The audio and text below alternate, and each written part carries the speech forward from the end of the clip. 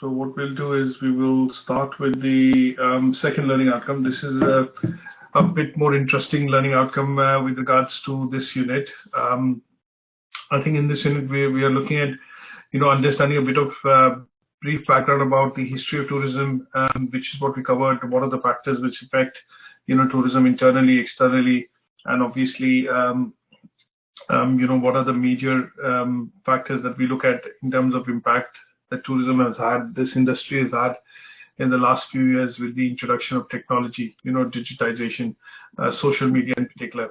And then we also looked at very briefly, some of the contemporary issues, which are ongoing issues that we face and this industry faces as we go along. So now, just started. So today what we're going to do is start the team and then look at understanding more things related to, how the demand, of tourism gets affected in general. We want to look at a bit of theories with regards to understanding what is the motivation.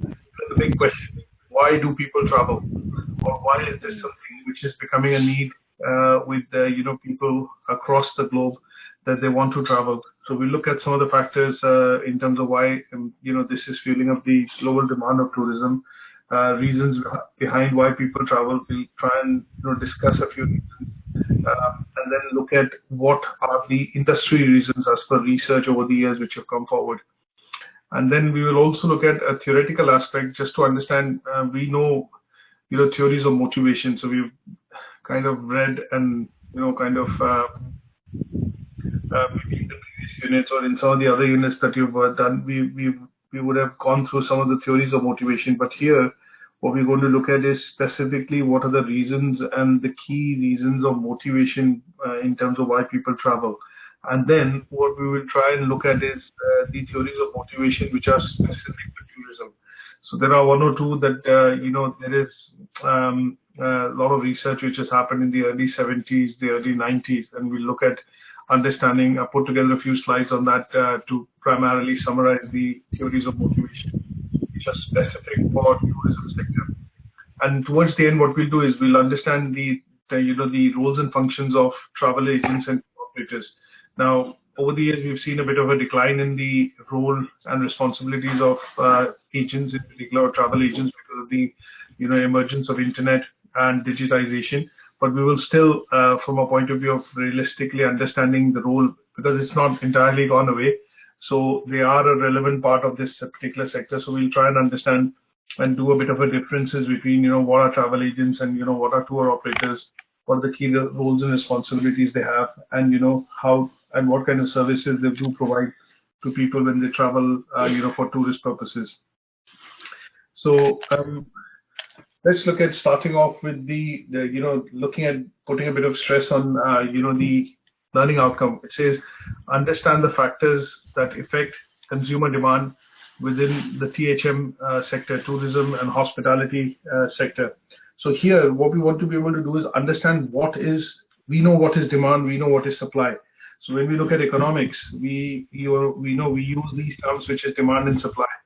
So demand and supply are, basically two functions which every economist focuses on, because every industry, every company, every business looks at understanding what is the, what is the trend on the demand from the consumer. That means, in general, if you have to look at defining that, what you will say is how many of such products could be sold, or what would be the the availability of these products in the market. So when we look at that, and we kind of extrapolate that,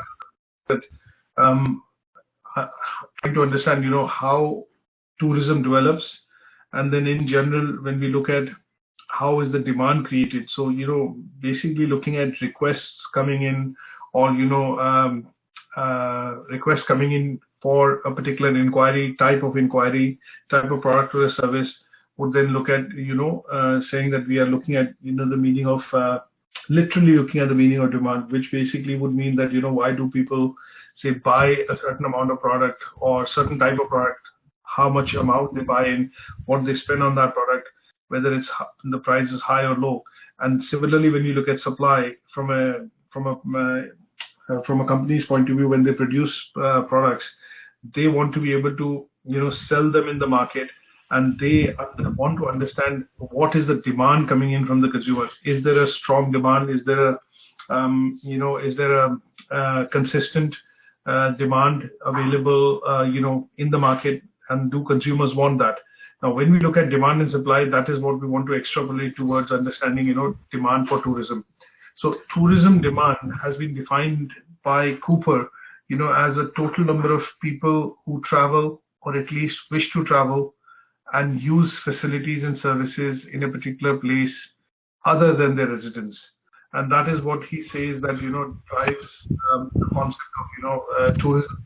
And then it fuels, say, for example, the need for people to have accommodation, travel, food, services, and other things in a location where they go for, holidaying or vacation.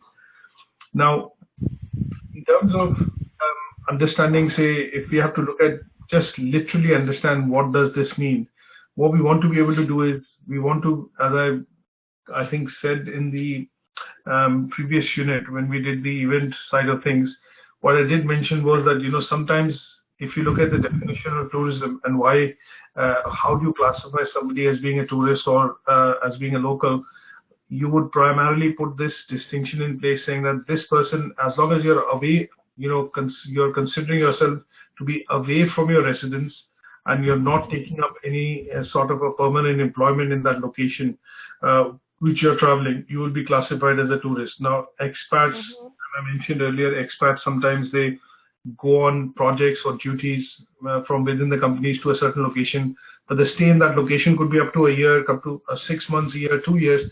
But because they're not primarily looking at settling there, they will still be classified as tourists, but we might have a different classification saying that, okay, it's for business purposes rather than, pleasure or personal purposes.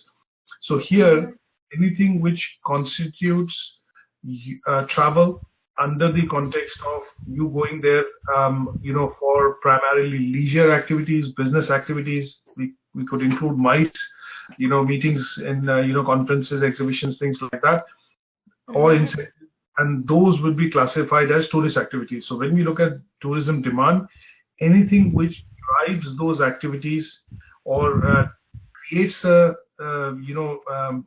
I want to try and use a different word, creates a demand for these services in a particular market would actually be termed as, tourism demand. So here, if it creates a desire, instead of using the word demand, if it creates a desire for you to travel, if it creates a desire for you to, go to a particular location or try out a tourist attraction, that would be something which will be fueling, tourism demand. So what we need to do is, this is a very difficult question for a lot of researchers in this industry to describe, is because the reason of studying tourism demand is to understand why do people travel. What are the reasons or motivations behind why people travel? And, travel has been defined in the case of, over the years, there's a topology which has been defined, and I think it first came across when American Express, did a bit of a study into, in order to create its cards, the American Express cards, so gold card, platinum, silver card, and things like that. And what they tried to do is define the customer types, that which are the customer types they will try and, go across to kind of have this card and, this service is made available. So if you look at the word topology, topology primarily is scientifically trying to understand, the purposes of demand. So it is a set of properties which you try and put scientific reasons around it, or, geometric reasons, say, for example, around it to say, okay, this is where this person fits in, and this is where the demands are, and this is what the usage of the card would be.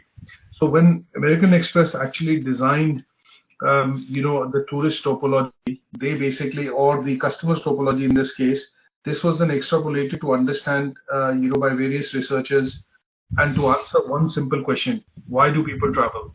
What kind of travel? What are the reasons why people travel? What destinations they could travel, and what are the various reasons they could seek to travel to that destination?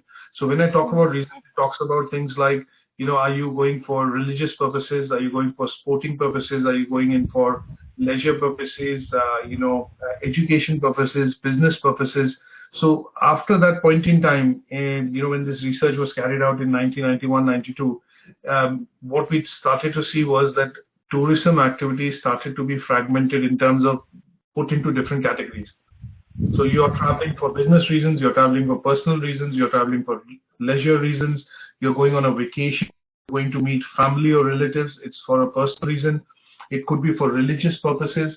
Sometimes we see events or, places that you go to, which has become a part and parcel of your calendar, say, in the Europe, in our region in Europe, people normally travel to the French Alps or, to Switzerland for skiing, or within the UK, you go across to some of the resorts like Glenshee and Glencoe for skiing during winters. So you're traveling for sporting or other purposes. And that is where this concept of tourism demand has actually come in. And this is studied time and again to answer one critical question, which, all the important, let's say, heads in this industry want to understand. Why do people travel? What motivates them to travel? And if they travel, where do they travel? What kind of products and services do they need, or what are the needs and wants when they are traveling to a particular destination? So this concept, is an ongoing history, and is an ongoing topic of study, which a lot of researchers, companies, analysts, basically look at doing research on in terms to understand, because once they understand demand, what they can also do is put together packages, put together holidays, put together, things around the customer requirements or preferences, which then kind of hits the spot and says, okay, yes, then we can draw business, and, we can get them to spend more, or, we can get, say, for example, them to stay longer in a particular destination. Is that okay? Yeah. Is that concept of tourism demand clear? It could be a little clearer, because if they don't understand demand, how would they match what they have to offer to demand if they don't understand it fully? That is correct. So in terms of understanding preferences and the needs and wants of travelers, this is something which a lot of agencies, research agencies, analysts, people within the sector study. And the idea is to understand consumer preferences so that they can create packages or tours or holidays which kind of create, or fulfill that demand which consumers have for the reason of travel. Okay. Now, when we understand, when we at least briefly understand the concept of tourism demand in particular, what we want to be able to do is connect it with to understand what are the factors which affect, tourism demand. What could be the, factors which kind of motivate tourists to basically travel, not to travel to a particular destination. Now, as per research, there are various types, as I mentioned to you. Sometimes you travel for, various different types of tourism activities. It could be, as I mentioned, education, religious, medicine. A lot of people go to, there is a term called medical tourism. The reason why a lot of people go to get some, treatments done, or, for example, I think the other day I was looking at the news, BBC News, and it says, the lip filler capital in the UK or for Europe is actually Liverpool. So there's a demand wherein a lot of ladies or females actually travel to Liverpool to look at lip surgery. And that basically fuels the demand for, saying there are a lot of medical specialists there, or clinics or agencies there which are able to cater to that demand.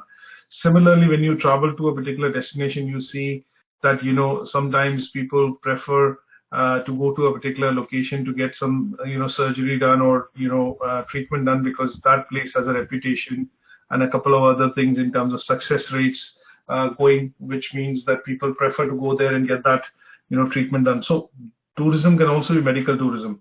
It could be religious tourism, sports, and other factors. Now, what are the key things which affect this demand? Now, there are two factors over the years which have been studied, and what we've done is we've classified them into two different types. One is all the factors which are associated with price or cost. And then we look at factors which are not related or influenced by price and cost. So can you think of what would we classify into price or cost factors? Factors of price factors. So in a situation Price wherein factors could be like, okay, those who come looking at different destinations and comparing the price and what you are getting when you purchase or before you purchase, you are looking at, for example, two destinations. Like I'm looking to come to the UK as against going to Canada, and then yeah, I'm looking at value for money. So I am looking at what I'm getting if I'm coming to the UK, what I'm getting in the total package. If I'm getting transportation, the level of accommodation, food, everything, as against to going to Canada, which might be a little cheaper, but the quality of service may not be as the UK. So that could be a price factor. that is correct. So anything from any additions from your end, Chelsea?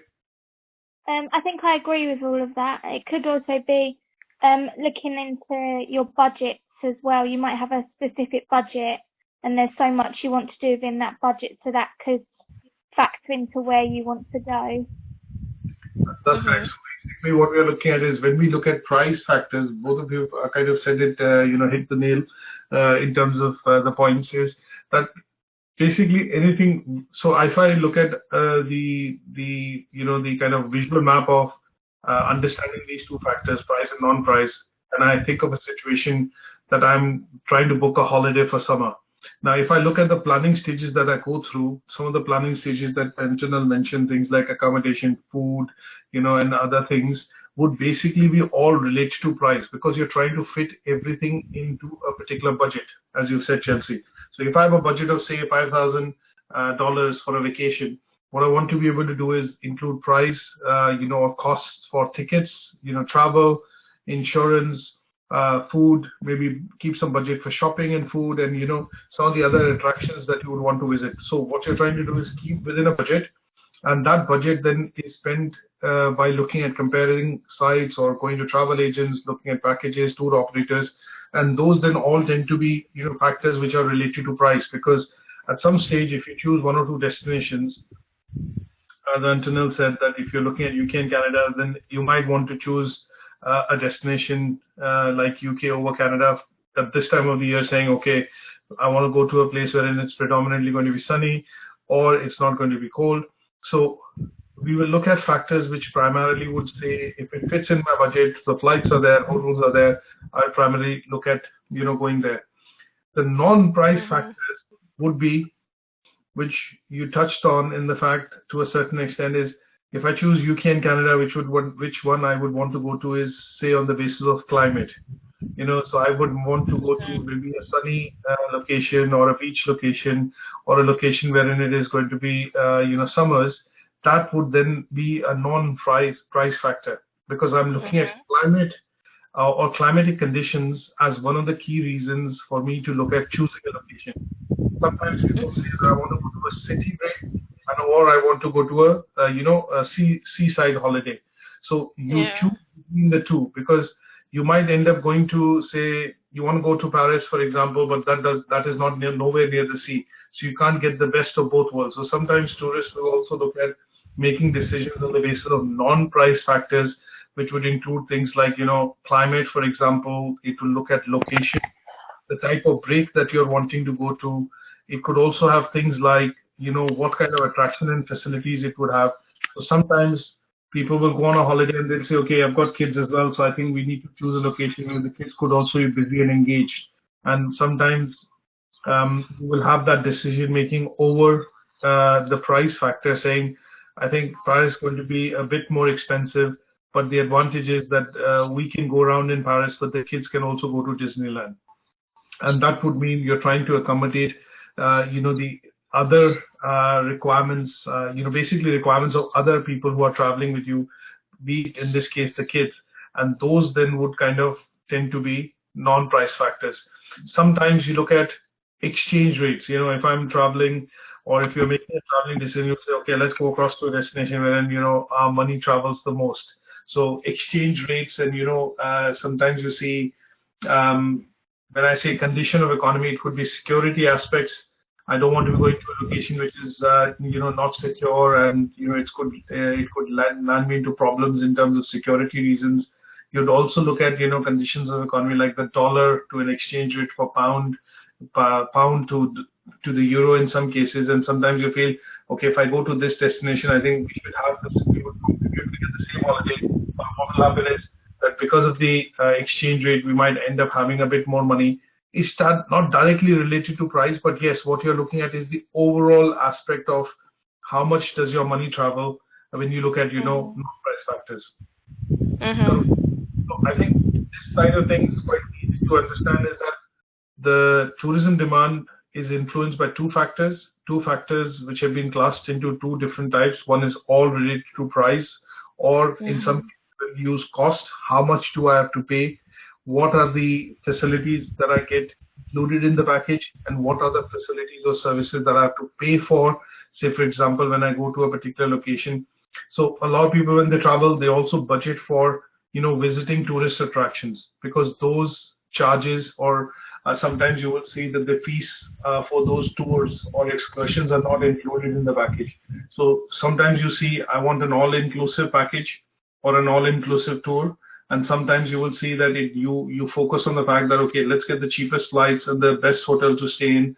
And then what we'll do is we'll keep some, budgeting. We'll do some budgeting for keeping some, money aside for our expenses for fooding and, sightseeing and excursions.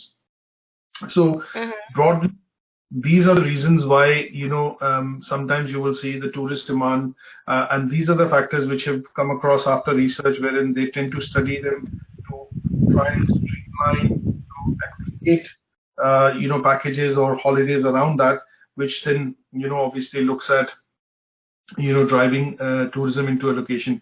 Now, we know for sure that about between 30 and 33 million people travel during summers from the UK, Europe, or other destinations.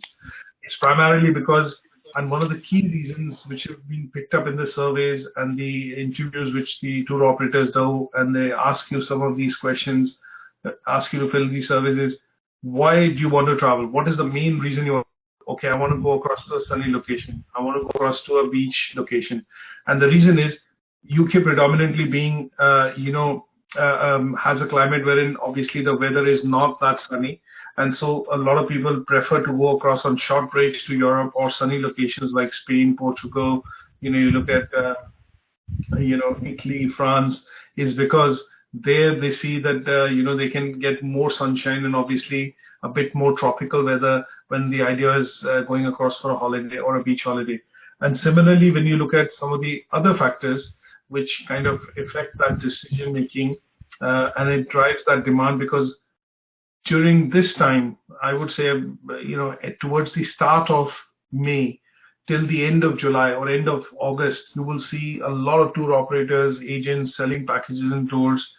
In case of every opportunity that they get, the idea would be that most of them are influenced by, non-price factors, at least for UK tourists or, people planning to travel. So they go to places like, Sharm el-Sheikh, for example. Some of them are very, they are year on year very popular tourist destinations.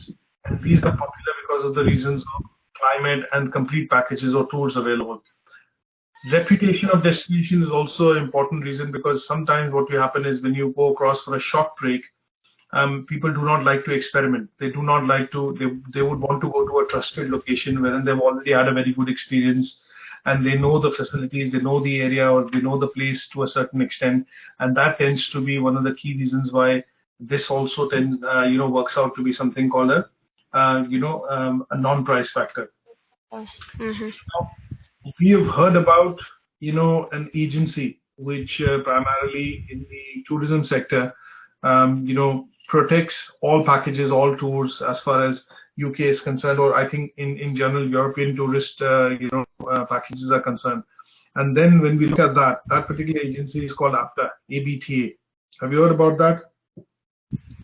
No. No. In the UK, in most travel packages that you book or tours that you book, there is organization which basically defines legislation around holiday and holiday trips and tours and packages, and it provides travel advice and obviously holiday information. And in all cases, what tends to happen is that the packages or the holidays that you book are protected or are as we say, I think they use the term called at all protected. And if the operator is to go bust, or if the holiday is to cancel, or something is to happen, then all that in terms of coverage for insurance is actually taken care of by an organization called ATHE. Now this basically is an organization which kind of looks at dispute resolution. So basically, anything, if you book something and if it's not happening, or if you've booked a holiday and it's been cancelled by the tour operator, it looks at basically coming out with handling disputes for disputes between the travelers and the tour operators, travelers and the agents when you book your holidays. So typically, these are two organizations that we should be at least aware of when we look at booking holidays, or when we look at travel destinations, because at the end of the day, these are two distinct authorities or bodies within the UK travel, let's put it this way, sector, wherein they kind of protect and secure, travelers' money or bookings against, cancellations or failures. So sometimes we get to see that, when the advertisement happens, the holidays, they kind of say it's at all protected. That means if the airline is to cancel the holiday or a flight and you are delayed, and because of which everything gets affected, your hotel bookings, your transfers, everything, then in that case, these operators are liable to pay, compensation or benefits in order to, make sure that your holiday and your holiday, plans do not go haywire. So these are two. Just, I would say at this moment, they're not directly related to what we are actually talking about, but I think it's good to know that these two are, type of, organizations which are put in place over the years, which kind of look at dispute resolution and, look at managing travel and holiday related information and advice. When a lot of people during this season, the summer season in particular, the summers in the UK, travel abroad, and they tend to be very active in order to protect and kind of legislation, look at solving disputes if they arise between the traveler and the tourist operator, tourist or the tour operator and the tourist. Now let's look at the second part that we want to quickly cover with regards to what are the reasons why people travel. What is the motivation behind you taking a holiday or you wanting to travel? And this is a question which has bogged researchers, for a number of decades. And this is an ongoing research which most agencies, operators, hoteliers, operators, leisure resorts, they get into, is because if they can figure out this question, why do people travel, what they want when they come and stay in a particular location, then this helps them in predicting the demand, or in a sense, looking into the crystal ball and saying that, okay, we know exactly what this particular person would want. And there are a lot of profiling surveys, lots of other, interviews, focus group interviews, discussions, which center around this activity of research to try and understand why people travel and what is the motivation behind why people travel. And this, in general, is the kind of holy grail for, the operators and the tourist destinations to understand how to predict demand in a particular location or a particular destination, for tourists. So in terms of, sometimes when you have these discussions with your family at home, when you're looking at making plans to travel for holidays or, looking at vacation, this is something which generally does also pop up in terms of a question or a point for discussion is, okay, why do we want to travel? Why do we want to travel? Can we not stay at home? Can we not go locally somewhere rather than traveling abroad this year? In some shape or form, this question does pop up. Have you had that discussion? And you've seen that, in some shape or form, it'll say, it's going to be much more tiring going away for 3 days. Why can't we travel something go somewhere locally? Can we not go and have a short break within the city rather than traveling abroad? And this question, then leads to for us to understand, what is the motivation behind why people want to travel. Sometimes you will come up with reasons personally. Sometimes people say lots of things, but they would come in and say, okay, I've had enough. I need to just get out of this place, or I need a break. I need to go there. I need to go to a location where I can be away from work or family or things like that. And those are literally answers or clues being given by people in terms of why they want to travel in a certain way. But if they are drilled, or if you start kind of questioning a bit more deeper, then what we tend to do is we understand what are the key reasons why people want to travel. And that is where we want to study and look at this particular concept of the motivation theories and how they link up to people wanting to travel at certain times of the year, or during certain occasions, or during certain for certain reasons, in terms of ensuring that they are away from a particular location or away from work, in order to kind of rewind, recoup, or rejuvenate, whatever you call it. Different people have different reasons. Now, interestingly, let's look at one of the key things. This is like a bit of a literature, but what we want to be able to do is put together a couple of definitions and some viewpoints from different researchers which have kind of looked at understanding this concept of tourist motivation. Now, in terms of definition, what we want to understand is we know what is motivation. Something will compels you, or kind of drives you to do a particular thing, and there could be a drive or a motivation or a reason behind why you're doing this. So when we define tourist motivation, we can say that these are a set of biological, cultural forces which basically drive you to exhibit a certain kind of behavior. And in some cases, this is one of the definitions which has been put forward by Pierce, Morrison, and Rutledge. But in other terms, if I have to just simplify this, is that the motivation is a state in which there is a bit of a arousal of a particular need, which you feel. And a simple example that I would give here, pretty much tangent to this, is that sometimes when you're sitting in the afternoon and you're doing work in the office, you just have the urge to go out and get a drink or get something to eat. And that is something which is being driven biologically by your body, or there's a clock or something which is ticking, which is telling you that it is time for dinner, it is time to grab some lunch, or to grab a bite and or get some refreshment because your body needs it and you want to break away from that routine. So similarly, when we look at defining tourist motivation, what we are saying is, yes, you have a craving for certain thing, but in this case, the craving or the need primarily is the need for an activity to pursue a particular goal, which is going to be away from your residence or from your main destination or main place of living, to a destination wherein you feel that you can go and actually accomplish this. So here, when you are sometimes what you will see is that people go on a short break for 2 or 3 days, and they come back, they feel very content. Or I've had my holidays this year. I went to this place. It was so relaxing, so nice. And when they come back, they have this feeling of calmness and equilibrium. It basically says, okay, this was one of the things that I wanted to do this year, and I've done it. And they just then get on with it. And there are obviously new goals, or the goalpost actually keeps moving, but you then get to a different goal that, okay, I did this already. I might not go in and do that again, but I might do a different activity. So tourist motivation primarily is, again, something which is driven, through a combination of biological and cultural forces. And this then helps you to create, choices or exhibit behavior which will drive you to go to a particular destination for various reasons. Now, these various reasons could be educational, business, leisure, incentive, and all those things. Is that okay? Yeah. Now, I've got a few slides that I've put together on 3 or 4 different types of theories which have over the years come across as theories for tourist motivation.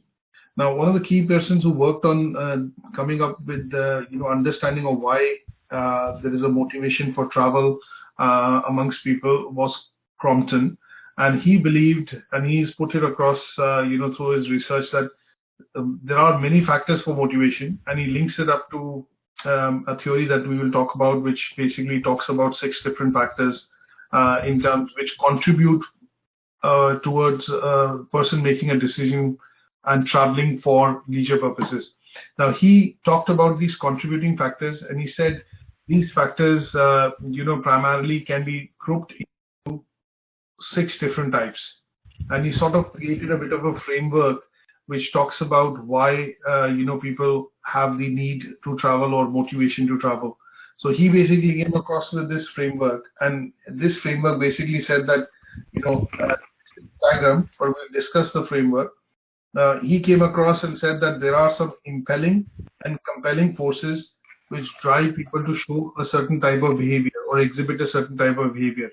And this particular behavior, when it becomes critical, then becomes, impelling and compelling, and that is where these play of 6 factors come in. So his theory primarily talks about, the people exhibiting a particular type of behavior, which creates a need for travel, and the need for travel is basically derived from 6 different factors, which kind of influence a person's behavior.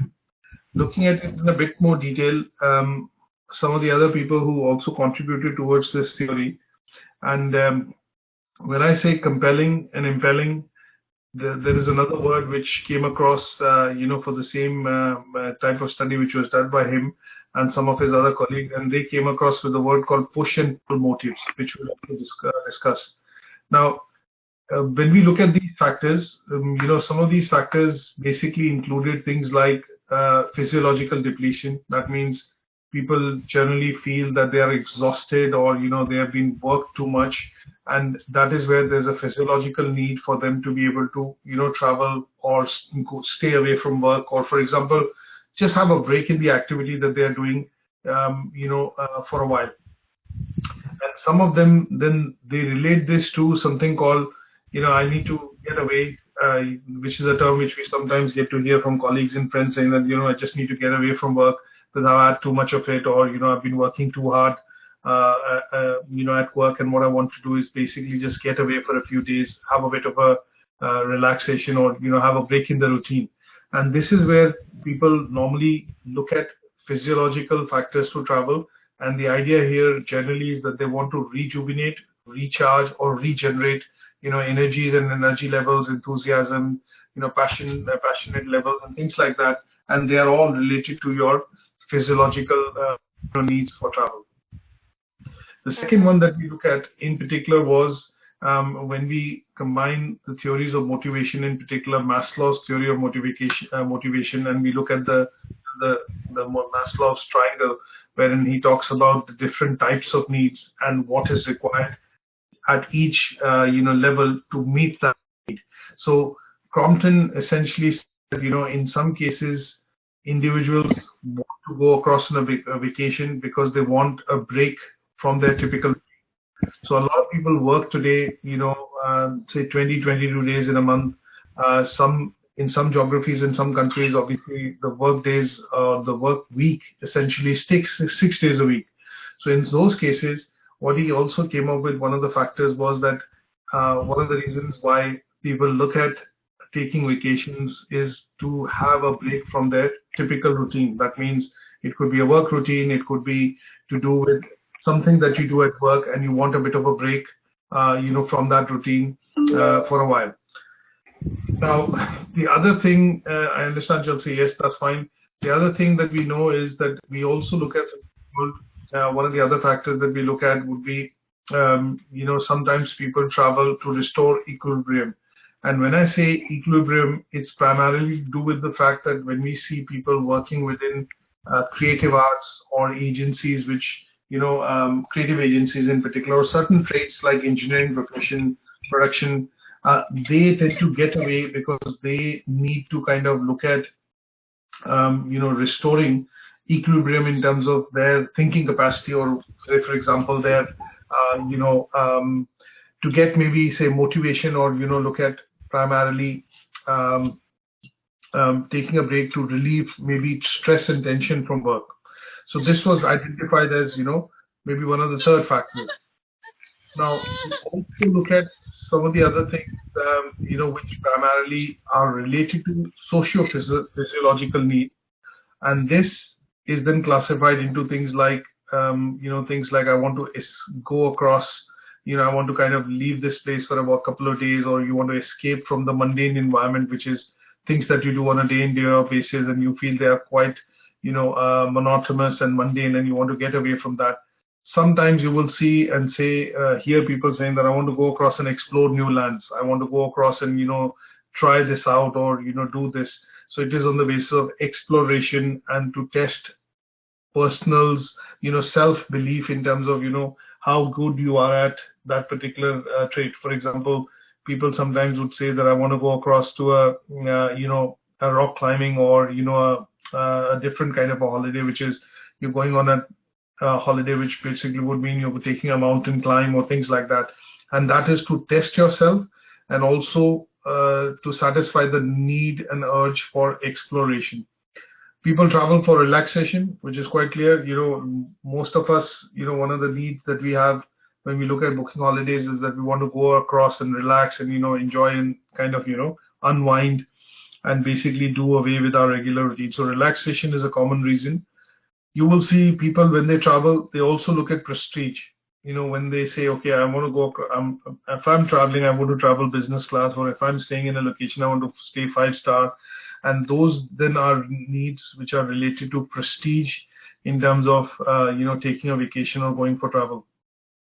Sometimes you will see that people also travel for, networking, relationships, or, meeting friends and family, to look at keeping the social interaction going. And those then could be, reasons which primarily fall into, reasons for family travel and things like that.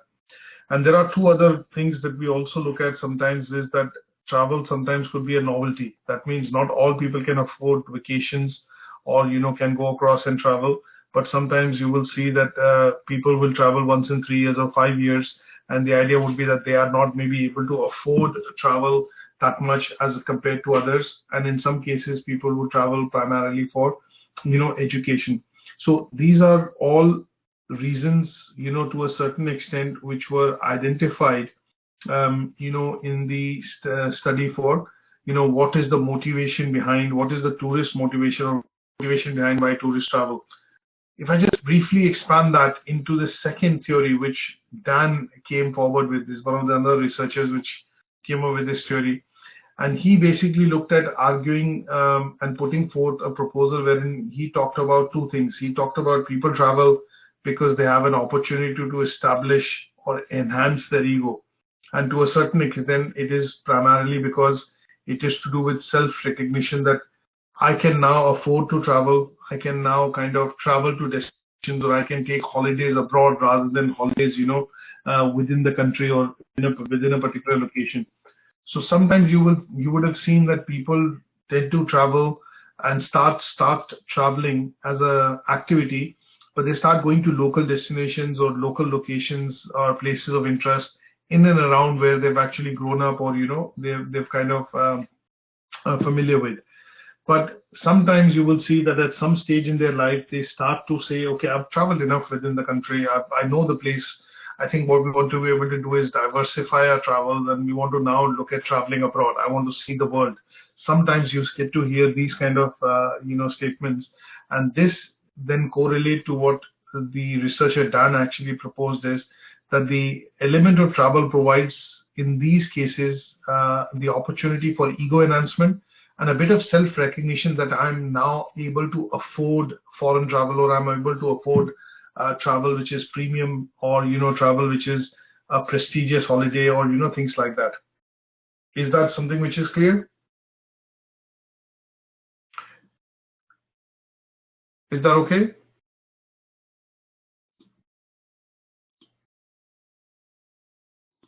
Right. So what I want to do is basically look at primarily just getting into, after understanding the bits of the reasons for motivation. Let's look at the two main theories which have been proposed and which have come across over the years. So in this, what we want to be able to understand and summarize is that there are various reasons why people travel, or there are motivations why they want to travel. One of them could be physiological. The other could be physiological and socio-physiological. And the third could be which are related to the 5 or 6 factor theory, which Crompton has actually proposed in terms of why people travel. And then these have now then been developed into established, let's put it this way, 2 theories which we want to study. And one of them is called the push versus pull motives theory, and that basically explains why the tourists behave in a particular manner, and obviously the destinations to which they travel. Now, in this case, what we are looking at is, when I say pull and push factors or motivators, here the main reason why people want to travel is classified as socio-physiological. So we've combined the 2 factors together, and sometimes you will see that people want to go across to locations which are primarily sunny, also are locations which are closer to the beach, and here the motivation is primarily to travel because they want to go across and relax, rejuvenate, or regenerate. The other side would be wherein people tend to make a decision wherein they are motivated by the desire to experience or look at exploration essentially. So what they want to be able to do is go across to a location wherein they feel that they can explore, and they can obviously experiment, explore, the words that we can use. And their idea is that they want to go across to an environment which they might have not been, which they might have not visited before. And an example that we've given here is basically, the example of the sunlust and wanderlust, which is what the concept came across with. So it said, sunlust basically meant that the vacations are motivated by the desire to experiment different and better amenities for the purposes of, travel. And then the wanderlust are activities which are described as the basic traits in which the human nature looks at, wanting to leave a few things in terms of, taking up a few new things. And sometimes what you do is you go across for the purposes of, exploration. So sunlust primarily standing for recreation and rejuvenation, and wanderlust standing for exploration primarily, wherein you're going into view new cultures or new locations. Now the other one that we look at studying very briefly would be in the career ladder, the tourist career ladder. Now in this case, the researcher Pearson actually identified that people start off on the ladder of tourism, or start traveling because they have over the years experienced lots of destinations or lots of places that they visited, but what they gradually tend to do is move up the ladder in terms of going to locations. So as I mentioned, an example of that, if you've traveled in your city or in your country more often, what at some point in time you tend to do is you then tend to look at enlarging your travels or going to locations which are abroad, or locations that you have not visited.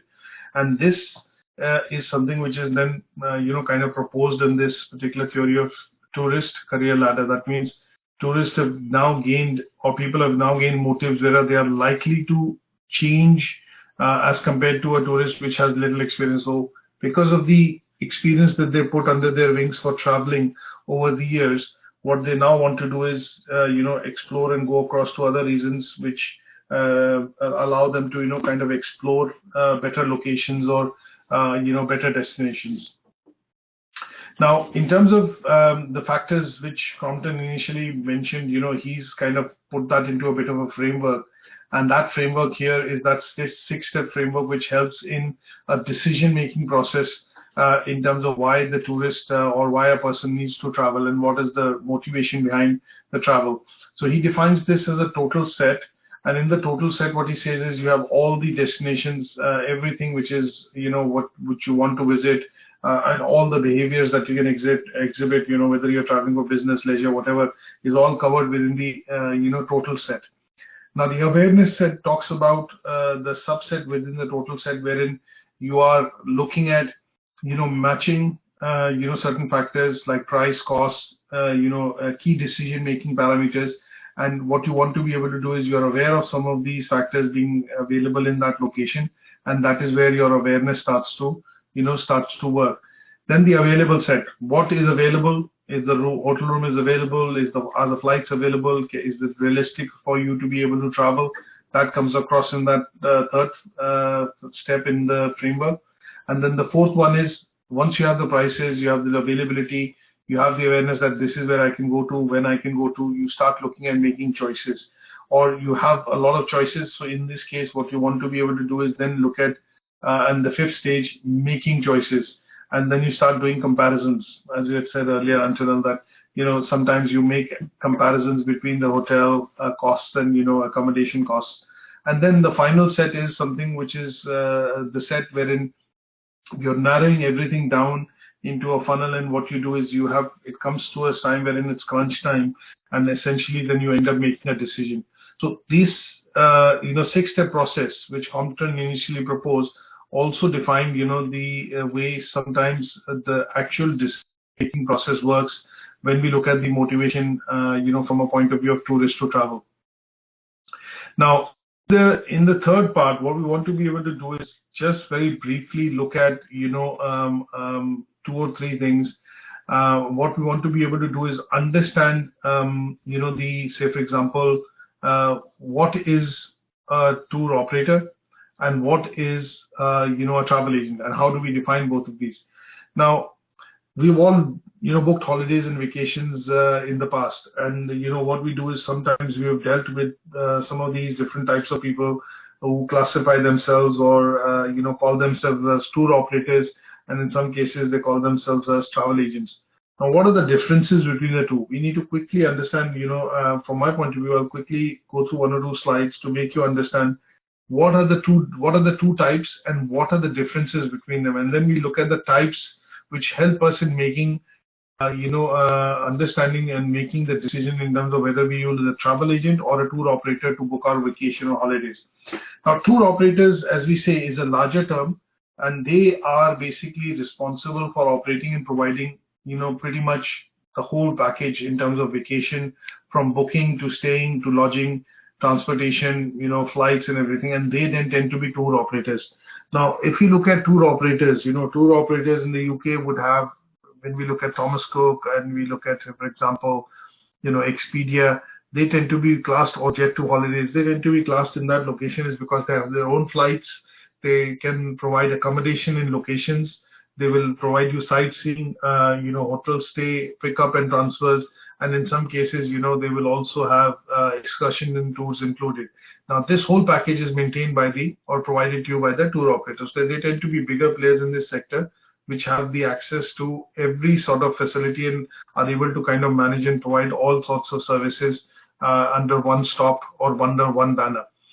Now, tour operators, sometimes as land operators, they normally focus on the aspect of providing a package or a package for a particular destination. Like in the UK, what you tend to see is that Jet2 Holidays would provide packages to Spain, Sharm el-Sheikh. They will provide packages to Portugal. And in general, these tend to be popular destinations for Jet2 Holidays, because they have the infrastructure resources, and over the years they've been providing these facilities and functions to tourists who travel in those locations.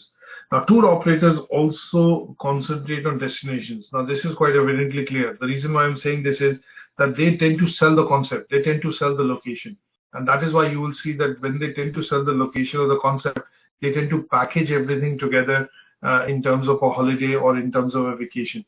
Now, on the other hand, if we look at travel agents, what we do tend to see is their role actually over the years is diminishing, because the tour operators are actually are able to go across to customers directly because of internet and digital media. But just to understand, contextually from the point of view of understanding travel agents, their role is primarily selling and administrating, the packages which tour operators have created. So if you look at a local travel agent in your area, what the travel agent will be doing is will be selling a package or a tour or a vacation which has primarily been created by a tour operator. Now, they tend to put together some sort of packages or bespoke packages for you in case if you search have a requirement, and they then help you narrow down on the kind of package within your budget or to a specific destination that you're trying to travel. So in these cases, they will be slightly different from tour operators. Now, travel agents now currently, they tend to now work directly with the tour operators, and what tends to happen is that they will then place requests with the tour operators to get more information or specific prices as far as the holidays and vacations are concerned. I know you dropped out in the middle, Antonel, I think, so just bear with me on this. Well, I was hearing. All right, okay, that's great. So the last thing that we do see between the two is that as of now, the trend is more towards tour operators gaining more importance because of the coming in of internet, digitization, social media, websites, because the customers are able to go across to them directly and book packages or tours. And here we see there's a decreased or a diminished role of agents over the years, in looking at booking holidays or vacation. Now, one area where we do get to see that their role is increasing or is being, we rely on them heavily now, would be when we talk about bespoke packages. So, for example, if you're looking at putting together a package for a family and you have a family get-together or a reunion happening, or if it's a big marriage occasion or something of that side, what you will tend to see is that you will have to go across to a travel agent which will actually put together a specialized tour or a package for you, because this is not something which the tour operators will be able to provide. But in general, the difference between the two is that tour operators tend to be able to provide end-to-end services. Travel agents sell their services, sell the services of tour operators. And in general, the trend is that tour operators, are becoming bigger and better because of the availability of internet and media, and they have the ability to go across to